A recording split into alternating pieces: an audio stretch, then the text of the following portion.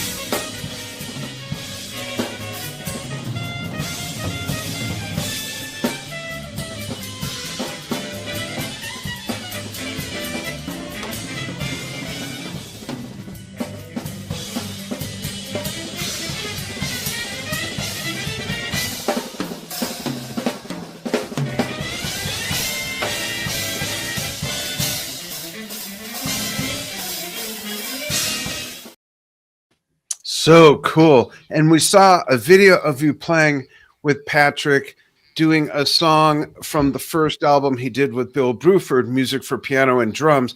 And I bought both those final albums when they came out, and I saw them at the Beverly Theater. It was just amazing. I wish they kept that thing going. It was so cool. Just the two of them was great. So great job on that. I mean, those are big shoes to fill. Yeah, I mean, I grew up listening to those records as well.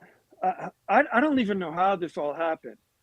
You know, the Right. thing is, it's like a destiny thing. Came out from Florida because I was doing these bands over there, and I was doing pretty good, but I didn't see it going anywhere. It was kind of like the same old, just playing in a club and playing, you know, cover music. You know, I said, I mean, and guys that were doing it then are still doing that. It's not. I'm going to take my chances. John Pena was playing with me as well, bass player. Right. And he moved out here. He moved out to LA. So I said, no, I'm gonna come out here. I gotta come out. I came out with my sound man. I had no money.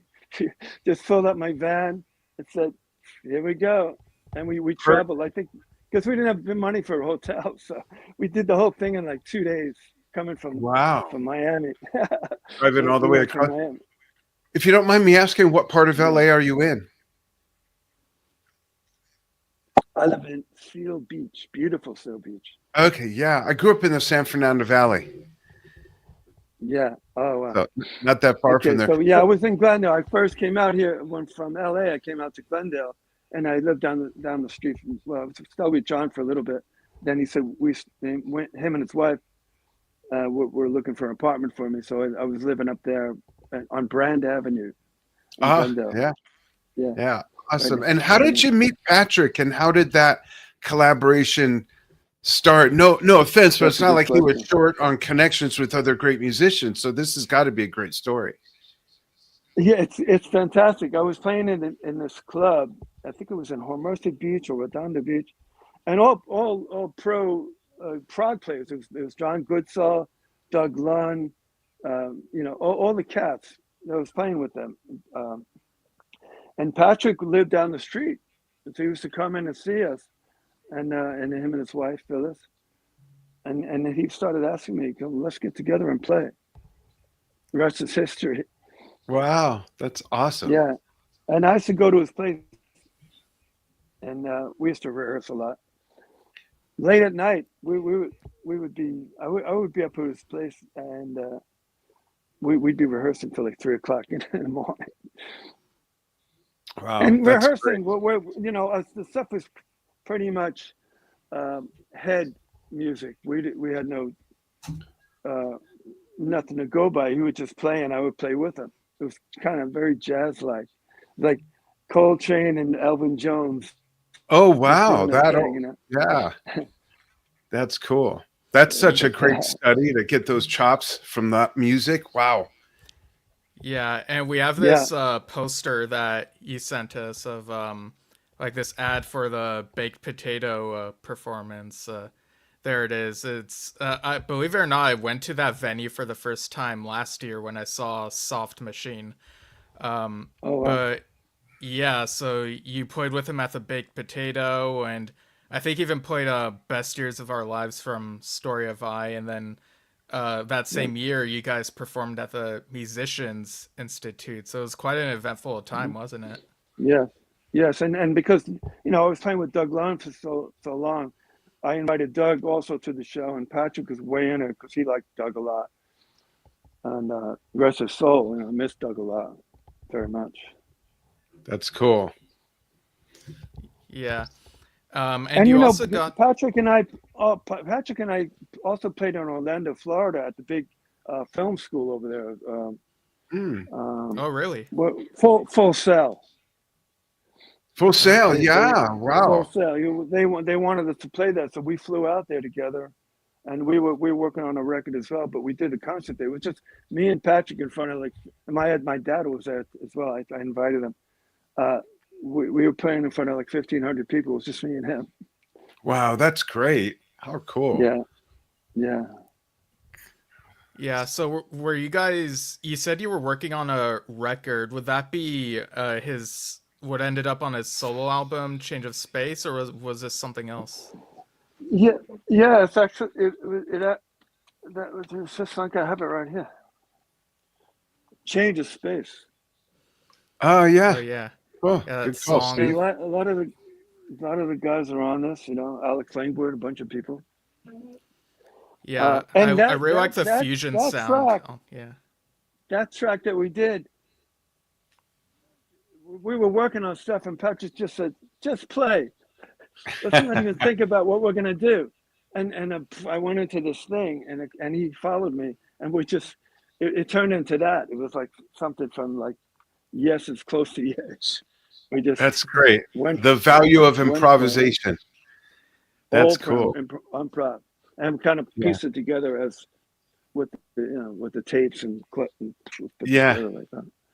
I remember tape. Yeah, Yeah, tapes it from was tape. Photographic Oceans. It was tape, yeah. Slap. Yeah. I mean, there Get wasn't a out the lot razor there blades. wasn't a lot Yeah. of corrections. There was just one take, and this will do the whole thing, like that. Yeah. He always does some bass, something like that. Yeah. And like Steve said, a lot of fusion-esque sounds in there, which is really Yeah. cool. Yeah, So, I think the track was called One Day in June. Yeah. Yeah, it was One Day. Oh, yeah, that's right. Yeah. And you were also with Circa during their 2011 and so on period. We even had Johnny Bruhns on not that long ago, right, Steve? Like a month or two? Something like in January, I think. that? Yeah. January? Okay. Time's always such a blur for me. I lose track. But what was it like in the period working with the band, Ronnie? Johnny is I love Johnny. He's such a dear friend of mine. He's the one who kind of hooked me up with the guys because he knew I played with Patrick, and then he had a band called Roundabout, and he wanted me to play drums and percussion with that. And then I met this guy, John, the singer. Yeah. John Davison. And I'm thinking, I'm playing, well, who's this guy, John? And I'm going, he sounds just like John Anderson. It's amazing how close he sounded like him. And who knew that he would be the lead singer for Yes? Yeah. Crazy. But it was John. It was Johnny. It was that band. I did like I said, I sat in. He said, "Well, just sit in and see if you like it." And we only did one gig. I don't know if they had a lot of things going on, but I played drums on a few things and then percussion on some other things while the drummer was playing. Yeah. That's then cool. Then he wanted me to meet the guys, Tony and Billy, and then that was how that happened. That's cool. There it is. Great album. Yeah, the album and so on. Yeah, it's a pretty good album. I think my favorite track on there was True Progress because of the different turns it takes. It's not like a 20-minute epic like Close to the It's Edge or beautiful. Gates or I love whatever, that song. but it Yeah. does take different turns that Yes, I feel love it. proggy. Yeah. That's cool. What are you it doing gets a little now? slow to change the whole thing. Yeah, what are you working on now? I'm doing so many different things. This is a band I just did a record with called Tectonic Shift. Oh, And it's definitely prog music. I did I did co-writing with them. Keith Lynch was on guitar, and Keith Lynch was a guitar player with Bill Ward's band. yeah. And me and Keith go back doing records and recording and also playing with Bill Ward for at least 30 years. I think it's longer than that, but that's how long our relationship is. But I hooked him up with these guys that wanted to do this record. They were writing. It's okay, let's write together. I don't like being a side guy. I want to be a part of the writing as well. It's important to me. That's cool. Yeah. And how'd that come about with you and Bill Ward? How did that connection happen?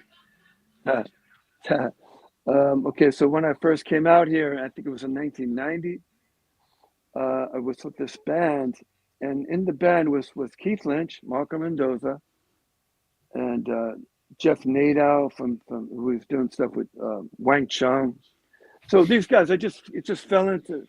These brothers came and see me in Florida playing. They said, "Man, you need to come out here.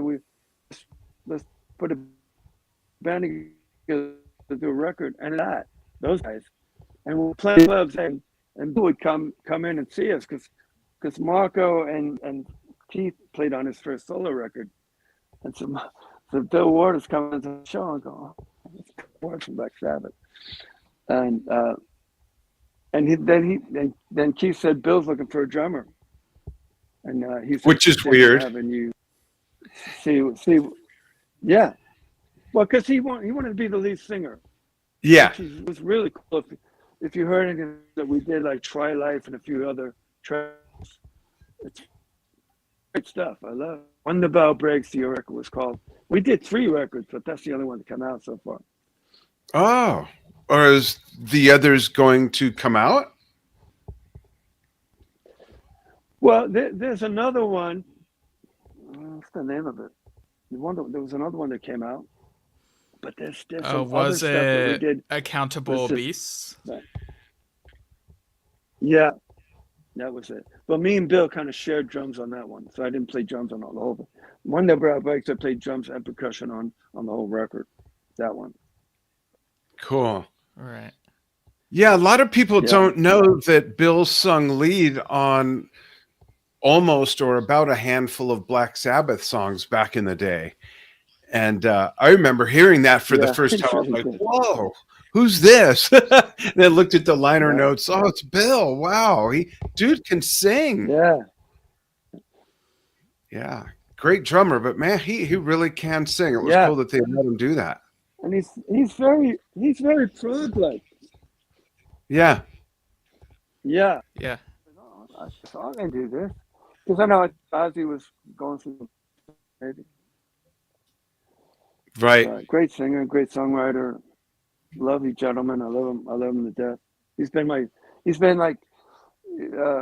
to my kids. He's like Uncle Bill. He used to come and give him all the Christmas presents and stuff. He was like a real part of the family in my own family.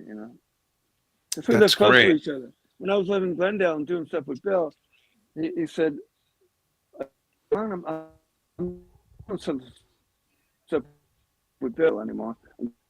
I lived in a long time, so we were up in 20 minutes. That's cool. I noticed that on the 1997 Brand X album, the song "Virus," you played a few different things: Rainstick Shaker, the tam tam, and the oudou. And the oudou is such a weird instrument. Is that something you learned, or something you just picked up and said, "Hey, I think I can get some noise out of this thing"? Like, how'd the oudou come about? No, I did. I had a percussion ensemble called Agape. So all these in the band with the percussion. I hired the song Animals. I had them come in and play all the drum. I wrote this percussion piece for the background. You know, it's not the background; it's the main part of the song. It's all the African that I came up. But the Udu drum was through them, and then I started learning it. And I went on tour with River Dogs in Europe, and I used to bring that to Europe with me, and we were doing acoustic stuff. They would mic it up, and I'd be playing on that. So it's That's different. cool. Yeah, very The different. Udu drum from Africa. Yeah. I can't think of another contemporary album that I know of that has I'm way that. into percussion. What's that? Yeah. Right. Yeah, Bill liked that different kind of stuff. He let me go too. He never would say play this or play that. That never happened. It's like Just let you do your thing. We rehearsed and we rehearsed the stuff to do the record, but he just and I would have my idea like for idea to play that African 6/8 feel groove. If you check it out, it's called Animals. Cool. So you've played with so many great artists. What are some of the biggest takeaways that you've learned as a musician, as a drummer, in the music business, whatever those takeaways were from working with people like Bill Ward, Patrick Moraz, all these different people, Tony Kaye? What are some of the things you gleaned from those experiences that have helped you all along the way? It was an unbelievable experience because I would never in a million years think that I would be playing with these guys because I grew up listening to them. Right. How that happened, I don't even know how it happened. It just fell, and I was at the right place at the right time, and we just ended up together. But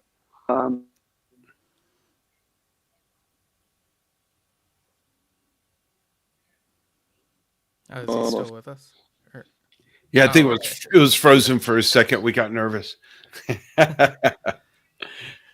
Cool. You can still hear us though, I think, but you're frozen. It might just be the internet connection. Yeah. There we go. Now it's kicking back in slow motion, I think. Okay, you can hear us still, right? I think so. I'm going to check the chat real quick. And we did get before we started even, we got a comment from Cliff Rayrig that says, excited to see and hear this interview. Cool, Cliff. I hope you're still watching. Shane Mullen. Hi, guys from South Australia. Thanks, Shane. That's awesome. I miss Australia. Lived there for quite a while, but not in South Australia. I lived in Sydney, Brisbane, and Arley Beach. But great. Thanks for watching. Cool. Let's see if we have audio from Ronnie. Yeah, now we do. I see you moving around. So it must be he's getting different headphones. Cool. Yeah, I want to remind folks that Stephen and I, to a lot of people's surprise, many people are surprised to learn this about Stephen and myself. We don't own the internet, just so you know. We've had people criticize us for the signal. It's like, but we don't own the internet. We can't do anything about it. Ronnie's back. You can hear us, Ronnie?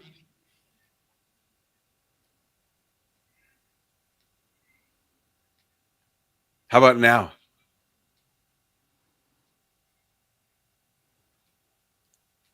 Are those headphones, though, or gun range mufflers? I think his audio cut out, folks. You could throw out a question or a favorite work if you have one, folks. How about now?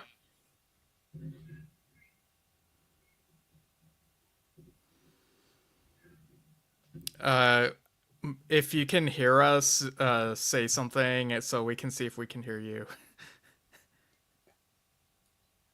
He's putting his earbuds back in.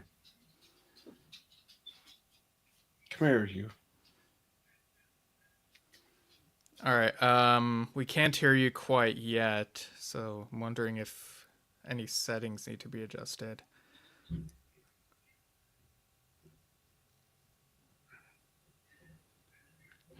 Cliff likes my comment about the mufflers. Yeah, I think the internet might be petering out a bit. Oh, it kicked him out. We'll see if he comes back. Or you want to text him, Steve? Yeah. Okay. Text him. Tell him the signal's unstable. But it was great. We'd love to have him on again. We covered a lot of stuff. We know what he's up to. We know what he's done. We know what he's gonna do. Well, we're trying. Wait, so we're trying to see if we can have him back on right now, right? Sure. Yeah. Okay. Steve Longo is saying awesome musician and incredible history. Thank you very much. But what about Ronnie Ciago? Oh, I think you're referring to Ronnie Ciago. Thanks so much. What's your favorite work, Steve? Do you have a favorite work by Ronnie? And anybody else that's watching? Well, something that we were gonna get to that we haven't gone around to was he and Patrick were also on a cover of Los Endos on a Genesis tribute album called "The Fox Lies Down." Yep. Which I think I have the cover of that here. Let me just screen share that. That's some of my favorite music too. I just love that stuff. Yeah, I think if I'm not mistaken, Nick DiVirgilio might have been on that one as well. I think he was. Yeah. And I like the cover of this, like how it looks like a painting. And same font and everything too. Yeah. So like, I was kind of curious, like if they were able to like choose what they'd want to do, or if they were asked like, hey, can you do this song type thing? Right. Because it can vary depending on the project. Absolutely. Did Billy produce that? I don't think so. Yeah, because I know he's produced a lot of tribute albums, but let me check. Like, and when did that come out? That one came out in 1998. Okay, gosh, so long ago. Yeah. Yeah, I'm just looking up the info on it. Yeah, it's got a bunch of people apparently, like Brand X, John Ford, John Wetton, Mother Gong, David Allen, Solid Space. Wow. The Flower Kings, Dark Star. Wow. What did the Flower Kings do? They did... Yeah, because it's... Oh, they did the cinema show. Oh, wow, that's great. Yeah. Yeah, it says in parentheses what each of these people did. Like John Wetton did Your Own Special Way. Brand X, well, I guess it's Brand X 2 or Brand X Mark 2 or something. Did Can Utility and Coastliners. John Ford did Carpet Crawlers. But yeah, I've been trying to message Ronnie, seeing if we can get him back on. But okay, and here's a great question. I wish I knew the answer to this. From Cliff, he says, "Does Ronnie still have to practice reading music? What are the studio sessions like?" Yeah, that's a great question. Myself, I used to be so good at sight reading, and I haven't had to in about 45 years. No, 47, 48 years.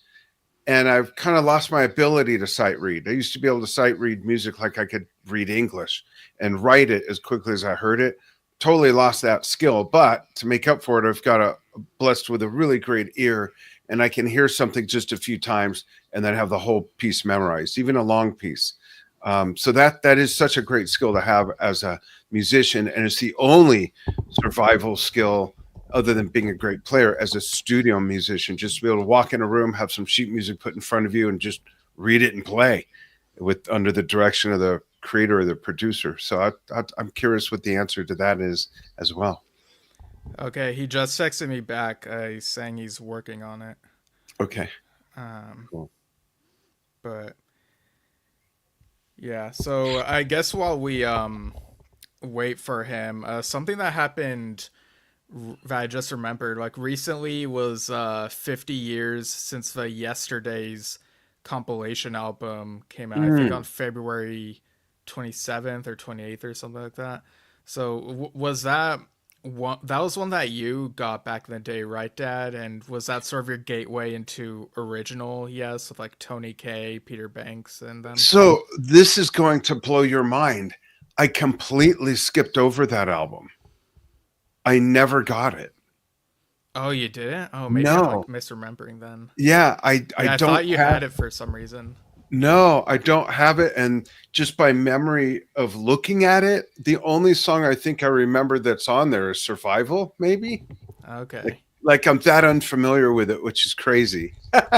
It really is, considering I'm so into, Yes. But yeah, how about you? Do you have that? Did you get into it if you do? I think the closest I got to listening to it was just listening to the tracks that are on it, like Okay. but on YouTube or something. Yeah. Like it's kind of an odd one because it begins with America, the 10.5 minute. Oh, I knew it was on version. there. That was So that was sort of a rarity back then. And then it had Looking Around, Time and a Word, Sweet Dreams, and side 2 had Then, Survival, Astral Traveler, and then kind of another rarity at the time, Dear Father. Interesting. Okay, so he messaged me back. He says it's not loading up. Let me message him.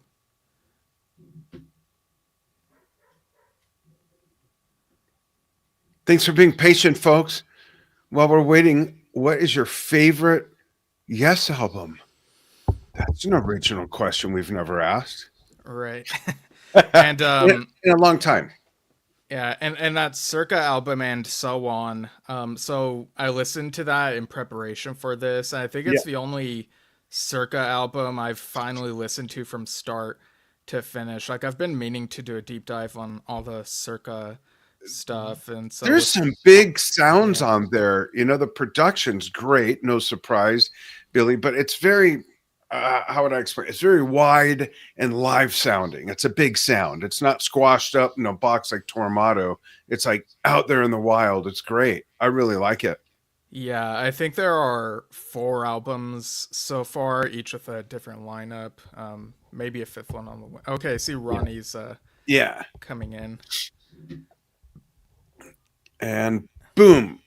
Well, there we go. Sorry, I clicked add to stage when you did. We both did it. And we're back. So I have a question for you, Ronnie. I have a question from one of the viewers, which is this question here. A couple of things. One, it's up on the screen there. Cliff asks, does Ronnie still have to practice reading music? What are the studio sessions like? So is sight reading just ingrained in you now, or do you still practice reading charts and things like that? I don't really practice it, but I just do it. I'm always reading different things, depending on if it's a session or, I teach at a few music academies. So I have lots of students, drums, piano, bass, guitar. I teach all those things. Oh, that's great. I didn't know that. And I must have at least 60 students a week.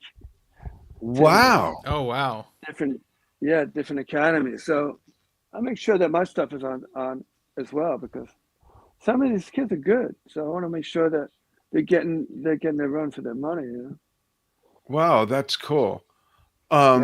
Here's something from Garrett Snyder, who says, I love some of Ronnie's solo work. He wrote a song for his daughter called Alicia. It's on YouTube. That's very cool. Nice. Yeah, I love that stuff. It was like when my daughter was born, I wrote that for her.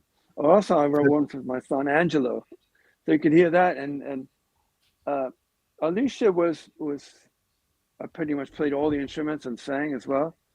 Oh wow! But Angelo, I had John Goodsell was playing guitar on that one. Oh really? That's so cool. Here's another question. This is from Shane in South Australia.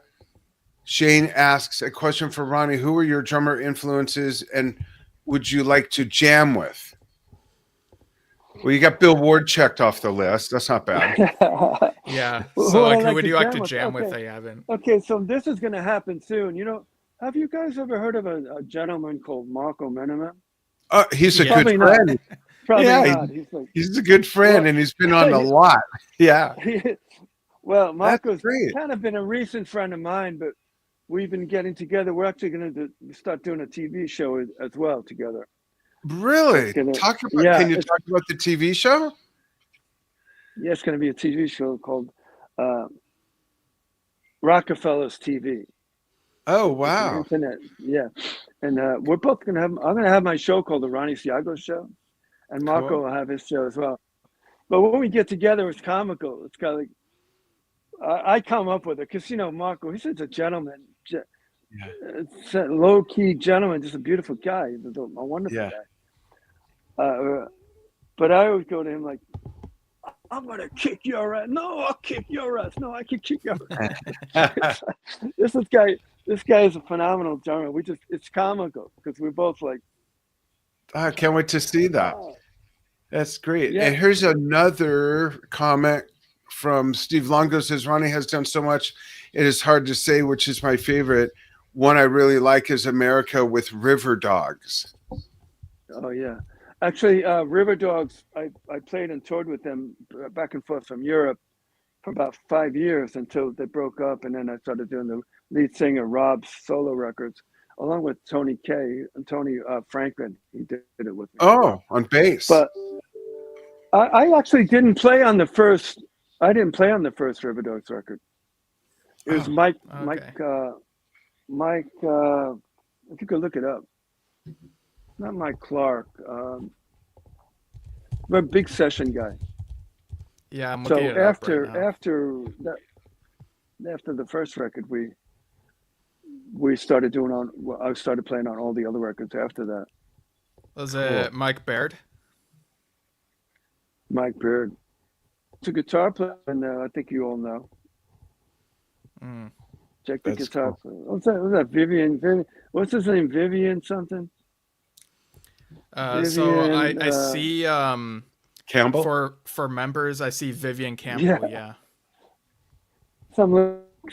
guy. Some guy. He's kind of unknown dude. Great guitar player. But he left because, yeah. And he would come to see. You remember the Coconut Teaser in Hollywood? Yeah. We're talking way back. Yeah. Yeah. Wherever they used to play there, we played with everybody. But I remember Vivian came in and said, "Oh, really, really like it, drumming, great drummer." But he was with was a Lou Graham's project. So he was doing that, and then after that, he went with another band. What was that band called? What was that band that Vivian played in for the last 20, 30 There were a years? few. Whitesnake? He was with Whitesnake moves after that. He was with Whitesnake, and he was with Yeah. having a total brain fart. Who was it? Come on, Stephen, look it up. Come on, It's like Stephen, right there. This is a joke, but it's true. It's like It is right. true. Huge, man. Yeah, it's man, I'm gonna be so embarrassed. Look it up. Vivian Campbell.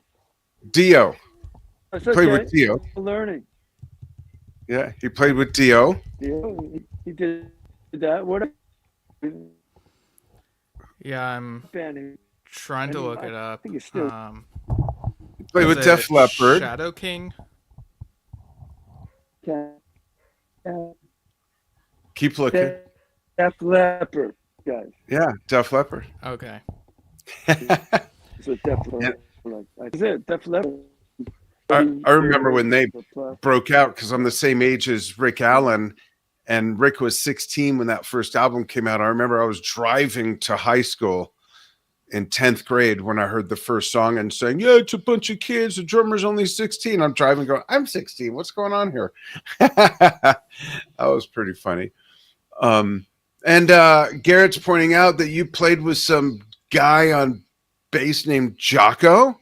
I didn't know that. You played with Jocko Pastorius? Tell us about that. And with the signal's a little wonky again. Because I was off. I was like, yeah, signals. But yeah, tell us about playing with Jocko. Well, Jocko used to come into the clubs where I used to play out in Florida. And Bob Bobbins, who just recently passed away, was the one who hooked us up. And he wanted me to do Jocko's next record, right? But Jocko started getting like You know, homeless, um, Mm. just good. You know, I don't want to talk bad about the guy. I love him. He was so funny. He's just great musician. And it never happened. By the time it happened, I don't know if you know the history, but he got killed at this bar that he was in. The guy just beat him up. And sad. He was such a monster player. He was amazing. Yeah. Yeah. Yeah, great. Cool. Right. So something that we sorry, go ahead. Sure. No. Go ahead. So something that we touched on while we were like waiting for you to come back on is you and Patrick also performed a cover of Los Endos on a Genesis tribute album called The Fox Lies Down. So did you two pick what song you want to do, or were you told, hey, can you do this song? Like, how'd that work out? Well, we there was this record deal and the offer came up. I was the one who picked Los Endos. Okay. Didn't want to do it. We gotta. Oh, darn. Really?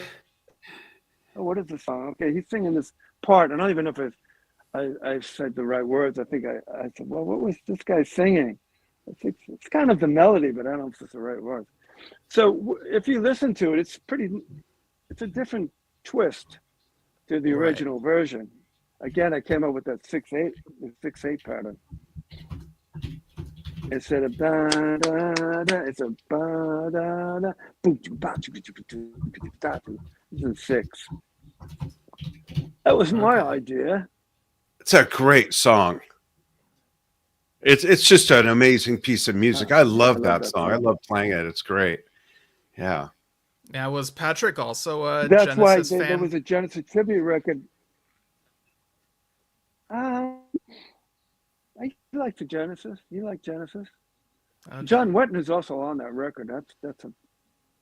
Yeah. Yeah. I love that idea that John's on the record as well. Yeah. Yeah, and when Billy was producing John's last solo record, he wanted Circa to be the band to back him up. That's a little trivia right there. Yeah. Yeah, remember we listened. It didn't happen because I don't know why, but like John's last, yeah. I wanted to do that. Definitely be his back band and go and say, wow, I can do that. That's cool. Well, Ronnie, we'd love to have you on again sometime. There's so much to talk about. And we especially appreciate you making time to be with us. Middle of the day, middle of the week, basically on a Thursday. And Steve will reach out and we'll schedule more time with you as your project progresses. That would be really cool to get an update. Cool.